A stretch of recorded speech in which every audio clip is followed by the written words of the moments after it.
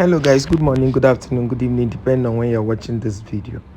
I just came across this statement and I began to laugh because God is really faithful. You know, when the wicked is in power, the people become sad, they're unhappy, right? That's paraphrased.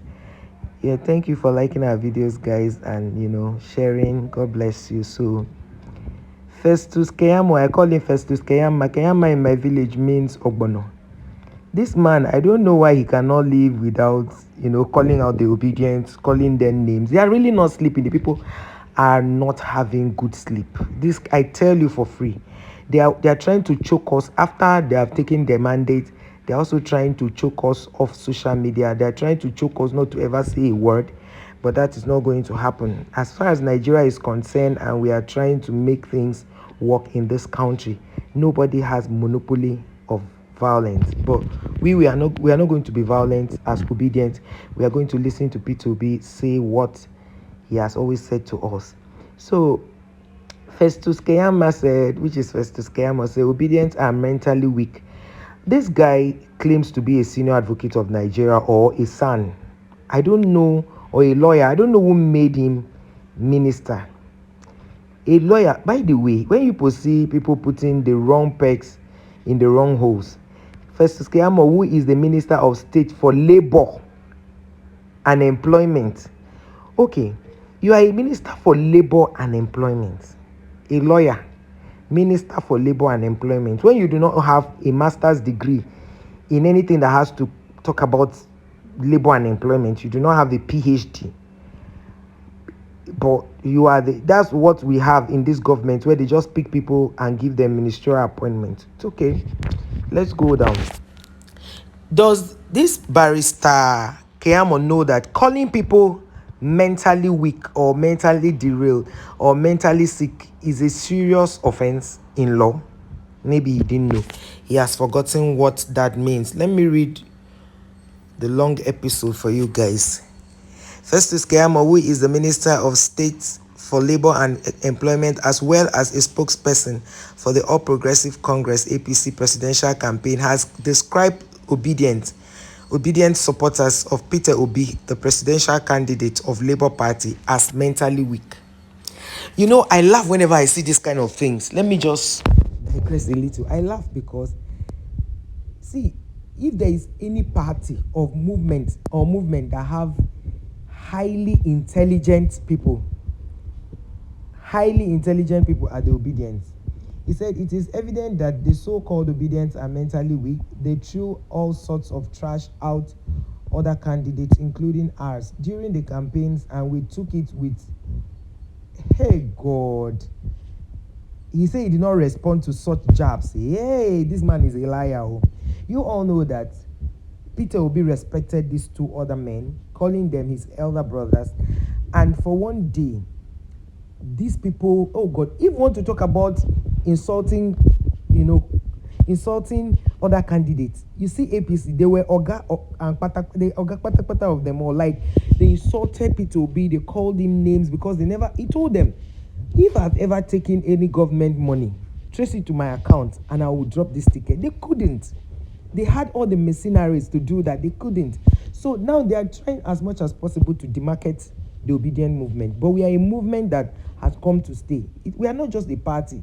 In fact, some Obedients are not party members. But let's go ahead. He said they made memes, skits, and caricature the image of opponents and had fun until the reality check of February 25th. Yes, because people were busy planning on how to, rig the election, and you made away with it. It's okay. He said, but now that the heat has turned on them and their hero is in the last few days or weeks, they have obviously cracked, with many losing their heads.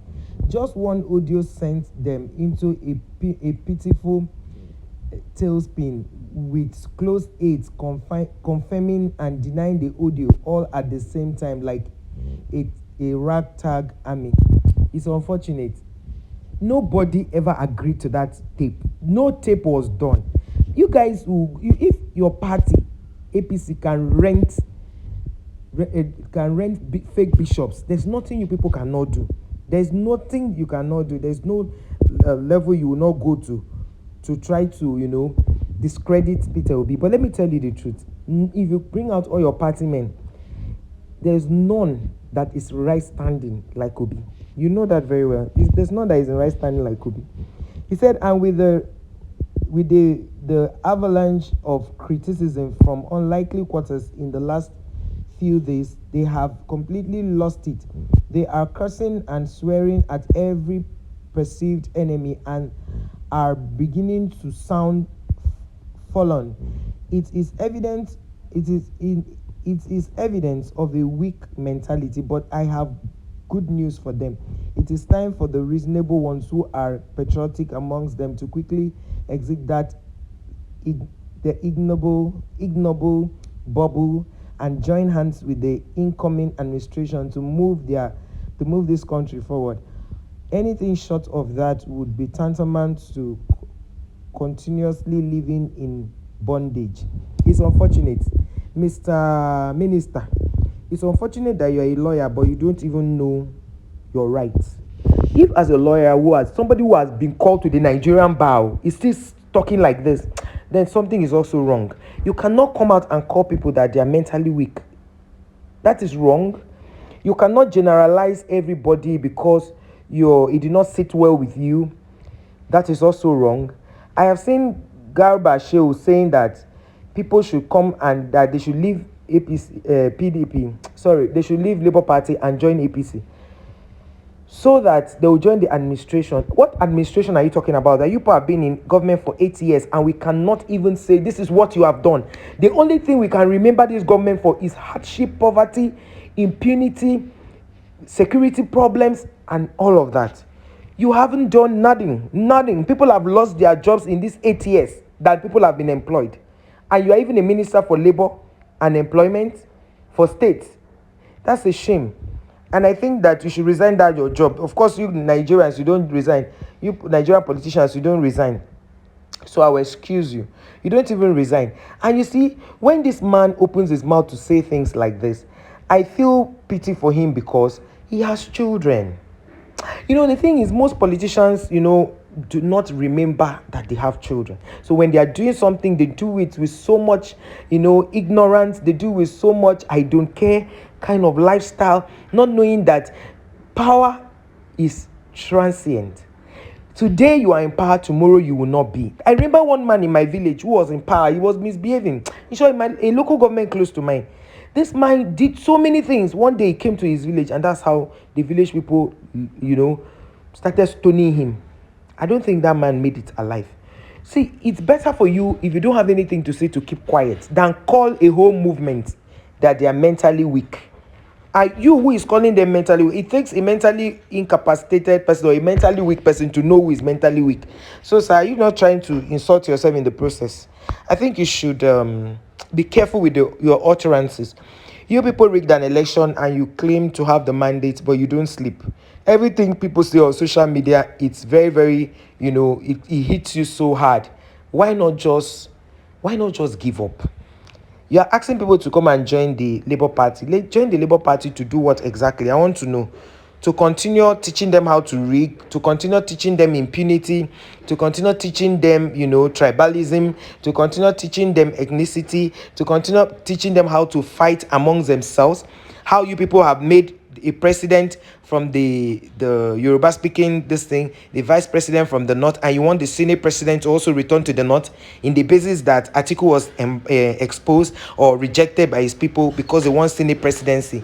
And then they ask you people, and you see that